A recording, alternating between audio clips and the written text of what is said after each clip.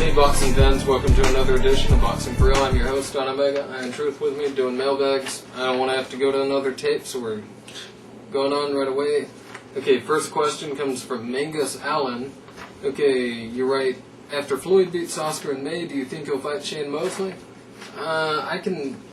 If Floyd does indeed beat him, which I think he will, Yes. I do see him at some point definitely trying to get that fight made. I don't think it'll be right away, but it'd be wonderful if it'd be in the same year, if it'd be in 2007, or even at the very beginning of 2008. Yeah.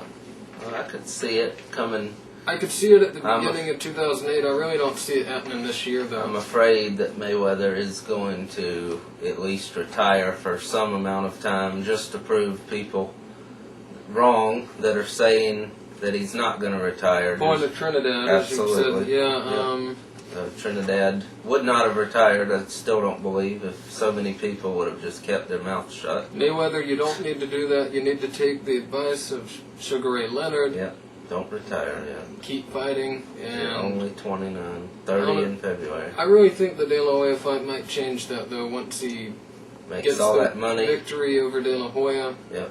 And why leave right then? When there's so much other stuff to be done. And he knows he hasn't proven himself well enough to say he was the best fighter ever. No, not without fighting Mosley at least. And yeah, exactly. And just, that's the other 36 fights. 38 when he beats De La Hoya. So come on.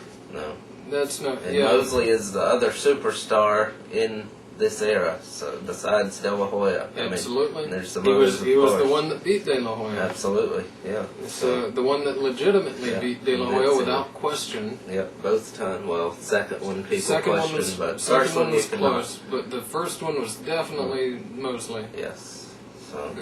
So anyhow, thank you again, Mangus Allen. We're moving right along here. This question is from Dan from New Jersey. Hey guys, I love the show. Can't get enough boxing nowadays. Me either. My question shouldn't take too long to answer. Just wondering what you think would have happened to Tyson had he not fired Rooney. Would he have beaten Douglas and Holyfield? And what was up with him quitting in the McBride fight? It was a very tough blow to me, and as a huge Tyson fan, I was upset to see him quit like that. Thanks, Dan from New Jersey. Thanks for the question. Had he not fired Rooney, I don't know if that would have necessarily been enough to, because if he had King around him anyhow, I don't know if he would have even listened to Rooney. Well, it wasn't. King and Rooney were around at the same time, and he wasn't really listening to Rooney anyway. Yeah. So he was drifting further and further apart from him anyway after King stepped in and wedged his way between D'Amato had taught Tyson. And then he did even have Jim Jacobs for a while, and he died also, and that was basically it. So yeah, it's like King maybe poisoned both of them. Probably. I wouldn't be surprised. No, absolutely not. Really overall, I don't think it would have made much difference. No. And would he have beaten Douglas? Because it wasn't his trainer that was the problem. The problem was Tyson not training. Yeah.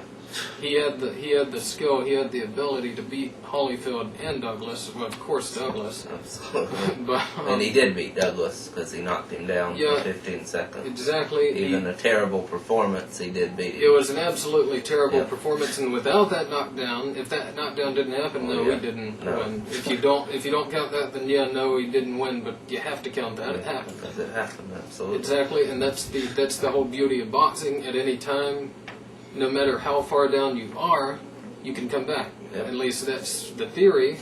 That's what it's supposed to be. Absolutely. It's not always true, like in that fight where they robbed Tyson of that opportunity and to come back when he clearly knocked him down for 15 seconds. Absolutely. And Holyfield. And he at least deserved an immediate rematch. Never got it.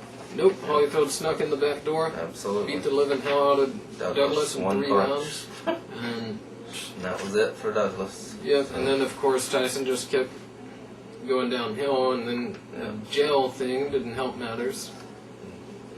And anyhow, thanks for your question, Dan from, the McBride thing. Tyson just wasn't himself anymore at that point. He like It's even not after, the same at all. Even after the fight, he said, "I haven't been the same since the Douglas fight." Yeah, he said that, and he said he doesn't have the fighting guts anymore. Doesn't have the heart for it. And to be 100% accurate, he never did say, "I quit, stop the fight." Finnick did do it. Obviously, he had no problem with it being stopped. I mean, but he would have gone out there for the 7th round and just gotten knocked out. If he was sent out, to Tyson's credit, he would have gone out. He would have done it like he did for the Lewis fight. He clearly didn't want to be there, but he kept going out, took his beating, and got knocked out. Yes, and it would have happened there, obviously, too. But yep, definitely. Not saying Tyson would have gone out and knocked him out. No. That's unrealistic, but unfortunately. Yep.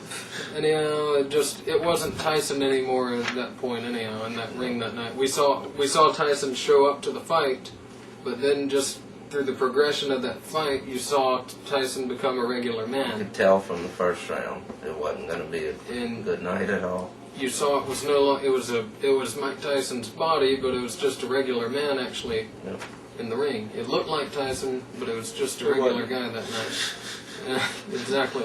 And then that's one thing that was so bad about having to see that exhibition, where Tyson looked much more impressive against a better opponent. Much better fighter, or better fighter, whatever.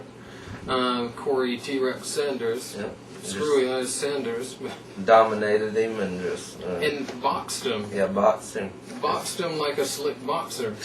I mean, no, he wasn't Pernell Whitaker, but he was doing stuff that you just don't see Mike Tyson doing. That you don't see a very powerful hitter doing. You don't see, and I mean, we're always used to seeing Tyson with his peekaboo style. Yep. And he was actually using a more defensive style in that fight. And not because he needed to use a defensive style. No. He did it just for the hell of it. Yeah, just to do something different and not go all after the guy the whole time. Yep. But and also he was trying to keep Sanders up. Yes, held him up at one point. Anyhow, thanks for, again, Dan from New Jersey. Okay, this next question, JT from Richmond, Virginia. What do y'all think will happen with Scott Harrison? Who cares? Don't really care. If he fights a top guy, he gets knocked out. If he fights a non-top guy, that's an okay guy. He might still get knocked out. And he's a drunk. He's basically wasted away whatever potential he might have had, which I really don't think was that much anyhow. I thought he was overrated to begin with. Yes. And I'm not sorry to see him go. I don't miss him. No, he was nothing. I mean, he contributed nothing at all to boxing, period. Yeah, I wasn't a fan of him. I don't know. So, I think he'll probably end up fighting again. And he'll lose to some complete no-name or something. Yeah. And then that'll be basically it. And he might fight like 10 years down the road after that, and like where you see Scott Harrison's coming back. Who? Yeah. He fought one a while back. They said he might be mediocre. They're wrong. But anyhow, I don't think much of Scott Harrison. Anyhow, thank you, JT from Richmond, Virginia. Hope you're not a Scott Harrison fan. That would be very sad for you. Yeah.